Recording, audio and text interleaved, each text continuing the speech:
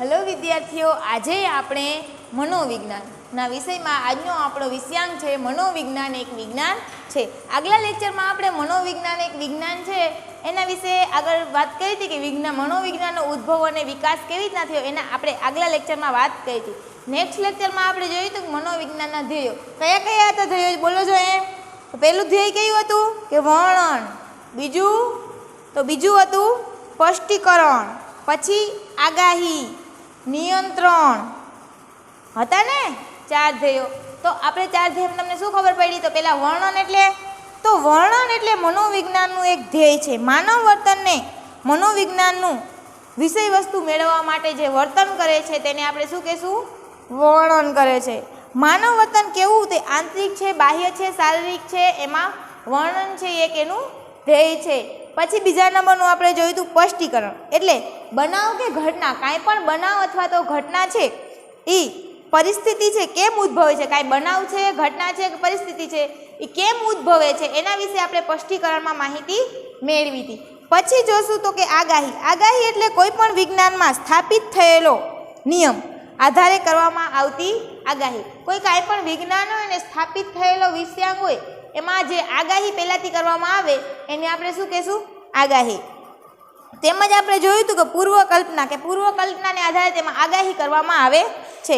ઉદાહરણ આપણે જોયું હતું કે હવામાન છે એના દ્વારા આપણે આગાહી કરવામાં આવે છે કે શું આગાહી કરવામાં આવે છે કે વરસાદ આવશે, વાવાઝોડું આવશે, ધરતીકંપ થશે, એની આપણે આગાહી આગળથી કરવામાં આવે છે ને. એવી રીતના વિષય છે તો વિષયને પણ એની આગાહી કરવામાં આવે છે, સ્થાપિત કરવા પહેલાં એની આગાહી કરવામાં આવે છે. પછી આપણે જોયું હતું નિયંત્રણ. સ્થાપિત થયેલા નિયમોને આધારે મનુષ્યની ઘણી બધી મુશ્કેલી, ચિંતા છે, પ્રતિકૂળતા છે વગેરેમાં કરવામાં આવતા પ્રયત્નોને સરળ બનાવવા, કે એ બધા પ્રયત્નો છે એને કેમ સરળ બનાવવા, ચિંતા છે, વિકૃળતા છે એ કેમ ઉદ્ભવે છે અને એનો આપણે કેમ એને છે ને એને કેમ આપણે ઉદ્ભવ થયો છે એને આપણે કેમ સરળ બનાવવા, કે એના ચિંતા છે તેનું કારણ શું છે, એનું પછી સોલ્યુશન મેળવવું, એ બધા કેમાં થાય છે? નિયંત્રણમાં.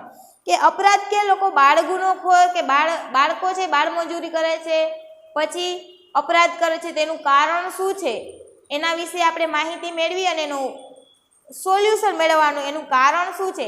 કાંઈક કારણ હોય એનું, કાંઈક ને કાંઈક કારણ હોય, કાંઈક ઘટના હોય તેનું કારણ હોય, કારણ વિના એ ઘટના બની શકે નહીં. પછી આપણે જોયું હતું તો આટલું આપણે થઈ ગયું હતું ધ્યેયો. આજે આપણે મનોવિજ્ઞાનનો ઉદ્ભવ અને વિકાસ વિશે વાત કરશું કે મનોવિજ્ઞાન છે એનો ઉદ્ભવ અને વિકાસ કેવી રીતના થયો એના વિશે આજે આપણે વાત કરશું. કે ભારત છે, ભારતમાં ઋષિ મુનિઓ, ભારત છે એમાં આપણે ખબર છે કે આપણે જોઈએ છે એમાં ઘણા બધા ઋષિ મુનિઓને આપણે માનવામાં આવે છે. કે કયા કયા ઋષિ મુનિઓ હતા ભારતમાં?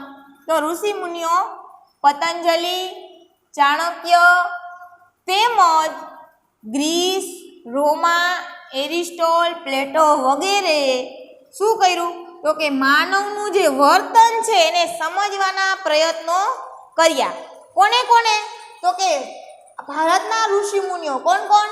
પતંજલિ, ચાણક્ય, તેમજ ગ્રીસ, રોમા, એરિસ્ટોટલ, પ્લેટો વગેરે શું કર્યું? તો કે માનવ વર્તનને સમજવાના પ્રયત્નો કર્યા. માનવનું વર્તન કેવું છે એને સમજવાના પ્રયત્નો કર્યા.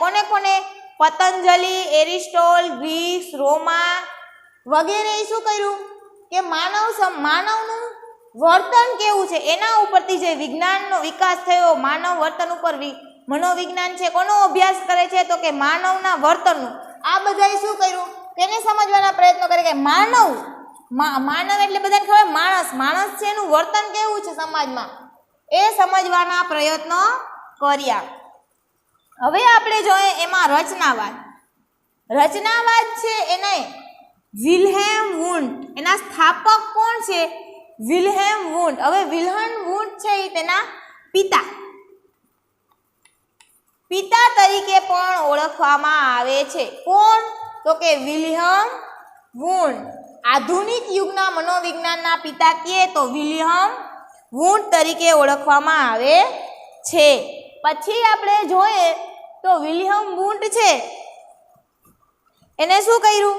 તો વિલ્હેમ વુન્ડ મનોવિજ્ઞાન, કે જે મનોવિજ્ઞાન છે એટલે મન, મન એટલે આપણી જે ચેતના છે તેનો અભ્યાસ કર્યો. અભ્યાસ કરે છે. કેનો અભ્યાસ કરે છે? આપણું મન કે આપણું મન શરીરમાં કયા સ્થાને છે. કોઈને ખબર નથી કે મન ક્યાં છે. મન એક જગ્યાએ રહે ન રહે, ભમતું હોય. આપણા મગજમાં ઘણા બધા વિચાર ઉદ્ભવે છે. તો વિજ્ઞાન, મનોવિજ્ઞાન મન અને ચેતના, મન એટલે ચેતનાનો અભ્યાસ કરે છે. મન એટલે ચેતનાને સમજવા માટે આંતરનિરીક્ષણ, કે ચેતનાને સમજવું હોય તો આપણે શું કરવું પડે? આંતરનિરીક્ષણ પદ્ધતિનો ઉપયોગ કરવો પડે. આંતરનિરીક્ષણ બાહ્ય નથી, આંતરિક છે ને આંતરિક મન છે એનો ચોક્કસ ખ્યાલ આપણે ન દર્શાવી શકીએ કે મન ક્યાં છે. મન છે એ આંતરનિરીક્ષણ છે, અંદરૂની બાબત છે. મનને આપણે સમજી શકતા નથી. કોઈના મગજમાં કયા વિચારો ચાલે છે જ્યાં સુધી તે સામેવાળા વ્યક્તિને કહે નહીં ત્યાં સુધી એને ખબર ન પડે કે શું વિચારે છે. એટલે મન કેવું છે? આંતરનિરીક્ષણ છે, કે આંતરનિરીક્ષણ પદ્ધતિનો ઉપયોગ કર્યો. મનોવિજ્ઞાન મનનો અભ્યાસ કરે છે. તો કે મન એટલે ચેતનાને સમજવા માટે આંતરનિરીક્ષણ પદ્ધતિનો ઉપયોગ કરવો પડે. મન છે, ચેતના છે, એને આપણે એમને ન સમજી શકીએ. જો આંતરનિરીક્ષણ પદ્ધતિનો ઉપયોગ થાય તો જ આપણે મનનો અભ્યાસ કરી શકીએ. પછી છે રચનાવાદ. પેલું રચનાવાદ, પછી રચનાવાદના વિરોધી. રચનાવાદ છે એનો વિરોધી. રચનાવાદ કર્યું પછી રચનાવાદ છે એમાં વિરોધી બાબત થાય. તો કે રચનાવાદમાં વર્તનવાદ છે એના અમેરિકા વિરોધી, અમેરિકા. કાર્યવાદના વિરોધી અમેરિકા. સમષ્ટિવાદમાં જર્મની. આ બધા એના વિરોધીવાદ ઊભા થયા. તો એ સમજવામાં આવે છે કે આંતરનિરીક્ષણ પદ્ધતિ વ્યક્તિ પોતાની મર્યાદામાં રહી ચોક્કસ રીતે સમજી શકે કે પોતાની આંતરનિરીક્ષણની બાબત છે એનો વિરોધ કરવામાં આવ્યો કે વ્યક્તિ છે એ પોતાની આંતરનિરીક્ષણ બાબત છે એ પોતે મર્યાદિત રીતે સમજી શકે, જ્યારે બીજો વ્યક્તિ છે એ એની અમુક બાબતો છે, વાતો છે એ સમજી શકતું નથી. એટલે કહી શકાતું, બીજા વ્યક્તિને કહે નહીં ત્યાં સુધી સમજી શકાતું નથી, એટલે એનો વિરોધ કરવામાં આવ્યો. પછી છે કાર્યવાદ. હવે કાર્યવાદ છે એમાં શું કરવામાં આવ્યું કે કાર્યવાદના સ્થાપક કોણ છે? તો કે વિલિયમ જેમ્સ. કાર્યવાદના સ્થાપક છે વિલિયમ જેમ્સ અને જોહન વ્યુ. હવે એને શું કર્યું? તો કે મન. આને કોને અભ્યાસ કર્યો? તો કે રચનાવાદમાં મનનું અભ્યાસ કરવામાં આવ્યું. કોનું અભ્યાસ કરવામાં આવ્યું? મનનું. જ્યારે રચનાવાદ છે એમાં સ્થાપક વિલિયમ જેમ્સ અને જોહન વ્યુ. હવે મન અને વર્તન બંનેનો અભ્યાસ કરવામાં આવ્યો. કેનો કરવામાં આવ્યો? તો કે મન અને વર્તન બંનેનો અભ્યાસ કરવામાં આવ્યો. કેમાં કરવામાં આવ્યો? કાર્યવાદમાં. માનવીના વર્તન સાથે કાર્ય પાર પાડવા કેવી રીતે વર્તે છે તેનો અભ્યાસ કરે. કે માનવી છે, કોઈ વ્યક્તિ છે, પોતાનું વર્તન કે પોતાનું જે કાર્ય છે રોજિંદા જીવનમાં એ પાર પાડવા માટે કેવી રીતના વર્તે છે, કેવું વર્તન કરે છે એનો અભ્યાસ કરવામાં આવ્યો. કેમાં કરવામાં આવ્યો? કાર્યવાદમાં. કે વ્યક્તિ છે એ શું કરે છે, એનું કાર્ય છે રોજિંદા જીવનમાં કંઈક ને કંઈક કાર્ય કરતું હોય કે કાર્ય છે એને પાર પાડવા માટે કાર્ય કરવા માટે એ કેવા વર્તનો કરે છે એનો અભ્યાસ કરવામાં આવ્યો કાર્યવાદમાં. કોના દ્વારા? તો કે વિલિયમ જેમ્સ અને જોહન વ્યુ દ્વારા. કે માનવીના વર્તન સાથે કાર્ય પાર કરવા અને કેનો અભ્યાસ કરવા? મન અને વર્તનનો. જ્યારે રચનાવાદમાં ખાલી મનનો અભ્યાસ કરવામાં આવે છે અને આમાં કાર્યવાદમાં મન અને વર્તન બંનેનો અભ્યાસ કરવામાં આવે છે. પછી આપણે જોઈશું વર્તનવાદ. વર્તનવાદ એટલે શું? તો વર્તનવાદના સ્થાપક છે જોહન બી વોન્ટેસ અને પાઉલોન અને સ્કિનર. હવે વર્તનવાદ એને શું કર્યું? માત્ર વર્તનનો અભ્યાસ કર્યો. જ્યારે કાર્યવાદ છે એમાં મન અને વર્તન બંનેનો અભ્યાસ કરવામાં આવે છે, જ્યારે વર્તનવાદ છે એમાં માત્ર વર્તનનો. કેનો? તો કે માત્ર વર્તનનો અભ્યાસ કરે છે. ઉદ્દીપક પ્રતિક્રિયા અભિગમ વર્તનવાદમાં શું કહે છે કે ઉદ્દીપક છે એની જે પ્રતિક્રિયા છે એમાં અભિગમ વર્તનવાદ આધુનિક સમયમાં સૌથી વધુ ઉપયોગ ઉપયોગ છે. આધુનિક સમયમાં છે વર્તનવાદનું સૌથી વધુમાં વધુ ઉપયોગ હોય તો ક્યારે છે? આધુનિક સમયમાં, આધુનિક યુગમાં. પછી આવશે સમષ્ટિવાદ. સમષ્ટિવાદ એટલે 1912માં. ક્યારે? તો કે 20મી સદીમાં. સમષ્ટિવાદનો આપણે જોઈએ તો 1912માં 20મી સદીમાં. એના સ્થાપક તો વર્ધીમર, કોહડલા અને કોહલર એના સ્થાપક છે. હવે એને શું સમજાયું કે સમગ્ર સ્વરૂપનો અભ્યાસ કર્યો. એને ખાલી મન કે વર્તન નહીં પરંતુ સમગ્ર સ્વરૂપનો એને અભ્યાસ કર્યો. સમષ્ટિવાદ છે જોઈએ સમગ્ર સ્વરૂપનો અભ્યાસ, ફક્ત એક ભાગનો નહીં પરંતુ સમગ્ર સ્વરૂપનો એને અભ્યાસ કર્યો. કોને? વર્ધીમરે. હવે મનોવિજ્ઞાનનો વિશ્લેષણ. એના પછી છે મનોવિજ્ઞાન વિશ્લેષણ. હવે મનોવિજ્ઞાન વિશ્લેષણના સ્થાપક છે, યાદ રાખજો, સિગમન્ડ ફ્રોઈડ, એલ્ડર અને યુગ. હવે એના મનોવૈજ્ઞાનિક વિશ્લેષણના પિતા તરીકે જો ઓળખવામાં આવે તો સિગમન્ડ ને ફ્રોઈડને ઓળખવામાં આવે છે. અને જો આધુનિક યુગના મનોવિજ્ઞાનના પિતા કહીએ તો વિલિયમ વુન્ડ. એ યાદ રાખજો. હવે આને શું કહ્યું તો કે ચિકિત્સા પુરાવા પર આધારિત છે. કેવી છે? કે વ્યક્તિની ચિકિત્સા પુરાવા પર આધારિત છે. કોણ? તો કે મનોવિશ્લેષણ છે ચિકિત્સા પુરાવા પર આધારિત છે. કે કેવા મનનો અભ્યાસ કરે છે? અચેતન મન એટલે અજાગ્રત મનનો અભ્યાસ કરે છે. કોણ? તો કે મનોવિશ્લેષણ છે અજાગ્રત મનનો અભ્યાસ કરે છે અને ચિકિત્સા પુરાવા પર આધારિત છે મનોવિશ્લેષણ. હવે બોધાત્મક. એના પછી આવશે બોધાત્મક એટલે અભિગમ. હવે અભિગમમાં આપણે જોઈએ બોધાત્મક અભિગમ એટલે શું? તો 20મી સદીના ઉત્તરાયણમાં એટલે 20મી સદીનો જ્યારે ઉત્તરાયણનો સમયગાળો હશે ત્યારે વિશ્વમાં કેવી રીતે જોઈએ છીએ તે બાબત, કે વિશ્વને આપણે કેવી રીતના જોઈએ છે એ બાબતને વિચારણા કરવામાં આવી. કેમાં? તો કે બોધાત્મક અભિગમમાં. ક્યારે?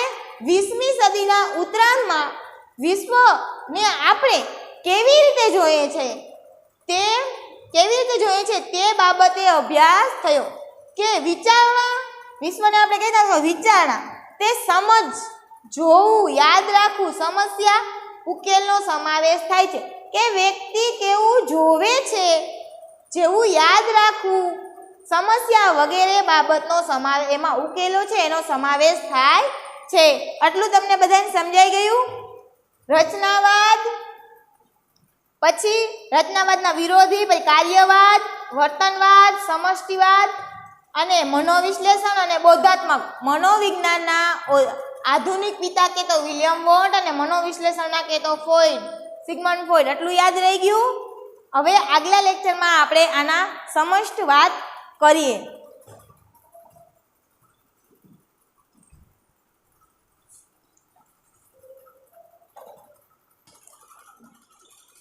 આપણે આગળ જોયું હતું કે ઉદ્ભવ અને વિકાસ, એના આપણે કોષ્ટક દ્વારા માહિતી મેળવે. કોષ્ટક દ્વારા તો કોષ્ટકમાં જોઈએ આપણે તો ક્રમ, વાદના સંપાદકતા અને સ્થાપક અને અભ્યાસ પદ્ધતિ. કે વાદના સ્થાપક કોણ છે અને વાદના સંપાદકતા, વાદ કયા છે? પહેલાં આપણે જોઈશું તો રચનાવાદ. હવે રચનાવાદ છે એના સ્થાપક તો કે વિલ્હેમ વુન્ડ છે એના સ્થાપક છે. અને કઈ પદ્ધતિનો એને ઉપયોગ કર્યો? તો કે આંતરનિરીક્ષણ પદ્ધતિનો એને ઉપયોગ કર્યો. પછી બીજું છે કાર્યવાદ. કાર્યવાદ છે એના કોણ છે? William James. પછી છે વર્તનવાદ. વર્તનવાદના જેબી વોટસન. પછી છે સમિષ્ટિવાદ. સમિષ્ટિવાદના મેક્સ વર્ધીમર. એને કેનો અભ્યાસ કર્યો? ક્ષેત્રનો સિદ્ધાંત આપ્યો, ક્ષેત્રનો. કે એક વસ્તુ નહીં કે સમષ્ટ સ્વરૂપમાં તે અભ્યાસ કરે છે. પછી મનોવિશ્લેષણ, સિગમન્ડ ફ્રોઈડ. મનોવિશ્લેષણ વ્યક્તિનો સિદ્ધાંત આપ્યો. એ કોણ છે? મનોવિશ્લેષણના પિતા. આધુનિક યુગના પિતા કહીએ તો મનોવિજ્ઞાનના તો કે વિલિયમ વુન્ડ. એટલું યાદ રાખવાનું. પછી છે નવ્ય વર્તનવાદ. નવ્ય વર્તનવાદ સિગ્નર અને ટોલમેન. પછી છે માનવવાદી. માનવવાદમાં કાર્લ માર્શલો. આટલું યાદ રાખશો કોઠા ઉપરથી, તમને યાદ રહી જશે, પછી તમે લખી શકો વિસ્તારમાં. કોઠો યાદ રાખવાનો, નામ ક્રમ યાદ રાખી લખવાના, વાદ સંપાદકતા કયા કયા છે, એના સ્થાપક કયા છે અને કયા છે, એને કેવી રીતના કઈ પદ્ધતિનો ઉપયોગ કર્યો. હવે આપણે અહીંયા જોઈએ બીજા કોષ્ટકમાં તો વાદના સંપાદકતા, તો કે રચનાવાદ, કાર્યવાદ, વર્તનવાદ અને મનોવિશ્લેષણવાદ. હવે આપણે જોયું કે રચનાવાદમાં આપણે કેનો અભ્યાસ કરીએ છીએ? ખાલી મનનો, કે આપણું ખાલી મન છે એનું જ રચનાવાદમાં અભ્યાસ કરવામાં આવે છે. જ્યારે કાર્યવાદમાં મન અને વર્તન બંનેનો અભ્યાસ કરવામાં આવે છે. કાર્યવાદ છે એમાં આપણું મન છે, મન અને વર્તન બંનેનો અભ્યાસ કરવામાં આવે છે. હવે વર્તનવાદ છે એમાં વર્તનનો જ ખાલી અભ્યાસ કરવામાં આવે છે, એમાં મનનો અભ્યાસ કરવામાં આવતો નથી, કે વ્યક્તિનું કેવું વર્તન છે, પોતાની કાર્ય છે, જીવનની રોજબરોજના જે કાર્યો છે એને પાર કરવા માટે કેવું વર્તન કરે છે તેનો અભ્યાસ કરવામાં આવે છે. અને મનોવિશ્લેષણવાદ એમાં અચેતન મનનો અભ્યાસ કરે છે. અચેતન એટલે અજાગ્રત અવસ્થાનો એમાં અભ્યાસ કરવામાં આવે છે. કેમાં? મનોવિશ્લેષણમાં. હવે મનોવિજ્ઞાનમાં તમને ઉદ્ભવ અને વિકાસ વિશે સમજાઈ ગયું. પોઈન્ટમાં લખશો, આવી રીતના કોઠો છે દોરી લેશો, એમાં તમે યાદ કરશો એટલે તમને સરસ રીતે યાદ રહી જશે. ઓમાં આખું ગોખણપટ્ટી કરવા જશો તો યાદ રહેશે નહીં. આવી રીતના યાદ રાખશો એટલે તમને યાદ રહી જશે. આટલું સમજાઈ ગયું બધાને? કાંઈ પણ ન સમજાય તો તમે ક્વેશ્ચન કરી શકો છો.